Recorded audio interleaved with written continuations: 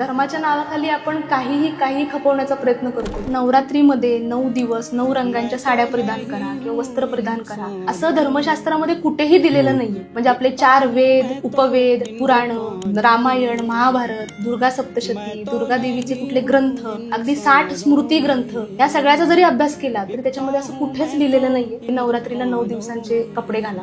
धर्मशास्त्रात काय दिलंय तर धूत वस्त्र म्हणजे धुतलेले वस्त्र परिधान करा आणि महिलांनी जर नऊवारी साडी नेसली तर उत्तम असं शास्त्रामध्ये दिलेलं आहे. ते धर्मशास्त्र आपल्याला कधीच काहीतरी खर्चिक करायला सांगत नाही. म्हणजे आता ते ट्रेंड पडलंय की 9 रंगांच्या साड्या, मग त्याच्यावर मॅचिंग कानातले, मॅचिंग बांगड्या, मग ते असं एकदम खर्चिक ते होऊन जातं असं. म्हणजे खरं तर त्याच्यामध्ये कोणत्याही प्रकारचं शास्त्र नाही. आणि आज आपण बघितलं तर म्हणजे महिलाच नाही तर म्हणजे मुली पण मग त्या रंगाचे ड्रेस घालणं किंवा मग मुलं सुद्धा त्या रंगाचा शर्ट घालणं, टी शर्ट घालणं असं पण दिसतंय हल्ली. बरोबर. म्हणजे अगदी आपण म्हणतो ना की अगदी परिसीमा की आता कोरोनाचा काळ झाला तर त्यावेळी 9 रंगांचे मास्क घाला अशा पण ऍडव्हर्टाईज झळकल्या होत्या. खरं तर चिडांणारं पण आहे खरं तर की धर्माच्या नावाखाली आपण काही खपवण्याचा प्रयत्न करतो ते अत्यंत चुकीचं आहे. म्हणजे हे काय बघायला गेलं तर काय ना वास्तव की मार्केटिंग कंपन्यांनी चालवलेला एक प्रकारे विभत्सपण आहे. म्हणजे कुठेतरी त्या गोष्टी जास्त प्रमाणात विक्रीला याव्यात म्हणून अशा प्रकारचे काहीतरी ट्रेंड येतात आणि आपल्या लोकांना धर्मशिक्षण माहित नसल्यामुळे, धर्मशास्त्र माहित नसल्यामुळे या गोष्टींना बळी पडतो आपण आणि मग